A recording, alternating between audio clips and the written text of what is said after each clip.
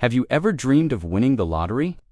What if I told you that for tens of thousands of people, that dream turned into a waking nightmare, all because of a single number printed under a bottle cap?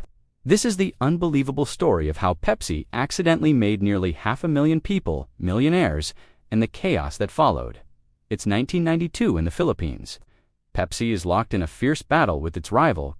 To gain an edge, Pepsi's local branch, PCPI, launches a massive marketing campaign called Number Fever. The idea was simple but brilliant. They printed 3-digit numbers from 001 to 999 inside the caps of Pepsi, 7-Up, Mountain Dew, and Mirinda. Every night, a winning number would be announced on television. Prizes ranged from a modest 100 pesos, about $4, to the life-changing grand prize of 1 million pesos. Now, 1 million pesos might not sound like a fortune today, but back then, it was about $40,000. To put that in perspective, it was over 600 times the average monthly salary in the Philippines. Winning it meant you were set for life. The campaign was an instant sensation. Filipinos were hooked. People were buying Pepsi products like never before, not just for the drink, but for the chance to win. Sales skyrocketed.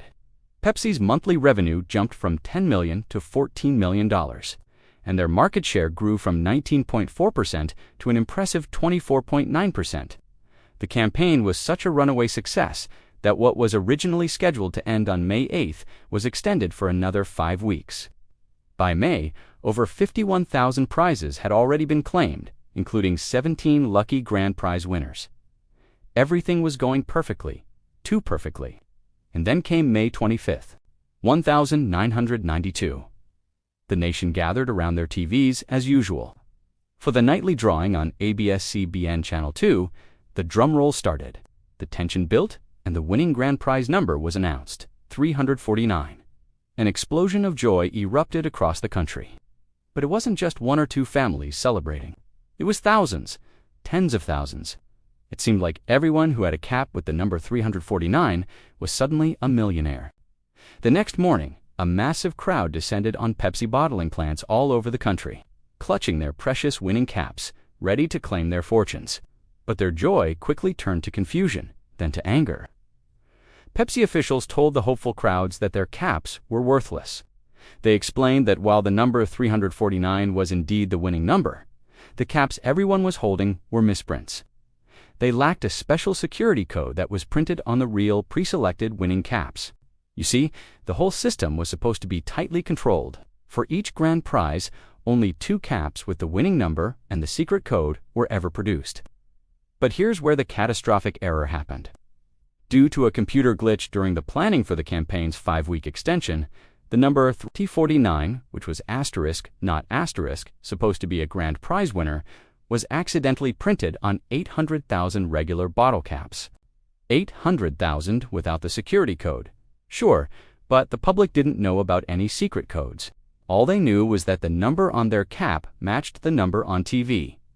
To make matters worse, the next day, newspapers reported that the actual asterisk winning number for that night was 134, not 349, adding another layer of chaos to an already impossible situation. The public felt cheated, lied to. They had followed the rules, they had the winning number, and now Pepsi was telling them it was all a mistake. The situation was spiraling out of control. Pepsi executives held an emergency meeting at 3 a.m. They were facing a potential payout of over $32 billion if they honored all 800,000 caps. That was more than the entire GDP of the Philippines at the time. It was an impossible figure. Desperate to quell the growing public fury, they came up with a compromise. As a gesture of goodwill, they offered to pay 500 pesos, about $18, for every 349 cap. Nearly 500,000 people, 486,172 to be exact, accepted the offer. This goodwill gesture ended up costing PepsiCo almost $9 million, more than 4 times the original prize budget for the entire campaign. But for many, 500 pesos was an insult. They had been promised $1 million. They had dreamed of a new life, a new house, a future free from financial worry, and now they were being offered pocket change. They refused to back down. The disgruntled cap holders formed a coalition called Alliance 3. They organized protests, picketing outside Pepsi offices and government buildings, demanding what they believed was rightfully theirs. They called for a nationwide boycott of all Pepsi products. The number fever had turned into a full-blown crisis. But what started as peaceful protests soon took a much darker turn. The anger and frustration festered, and violence began to erupt. Over the next year, the conflict escalated dramatically. On February 13, 1993, a homemade bomb was thrown at a Pepsi truck in Manila.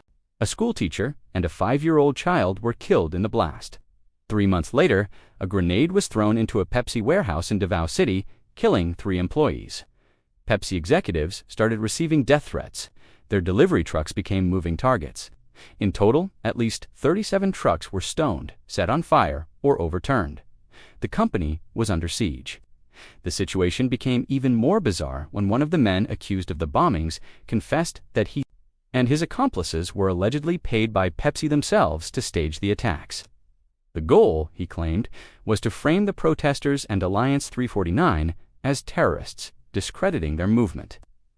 The truth of this claim has never been fully proven, and another theory, put forward by a Filipino senator, suggested that rival bottling companies might have been behind the violence, seeking to capitalize on Pepsi's vulnerability. The battle moved from the streets to the courts. Around 22,000 people filed lawsuits against PepsiCo, launching more than 5,000 criminal complaints for fraud and 689 civil suits. The legal fight would drag on for over a decade. In 1996, a trial court ordered Pepsi to pay 10,000 pesos in moral damages to each plaintiff. Some appealed, and in 2001, an appellate court increased the amount to 30,000 pesos. Finally, in 2006, 14 years after the 349 was announced, the Supreme Court of the Philippines delivered the final verdict. They ruled that Pepsi was not liable to pay the grand prize for the misprinted caps and was not responsible for the damages that followed. The court declared that because the caps lacked the required security code, they were not valid winning tickets. The case was closed. For the thousands who had held on to their 349 caps and their dreams for so long, it was the end of the road. The Pepsi 349 incident remains one of the most disastrous marketing campaigns in history. It's a textbook case of how a simple mistake, a computer glitch, can spiral into a national crisis, costing a company millions of dollars, tarnishing its reputation, and tragically, even leading to the loss of human life. It serves as a powerful reminder that behind the big promotions and catchy slogans, the dreams and hopes of real people are at stake.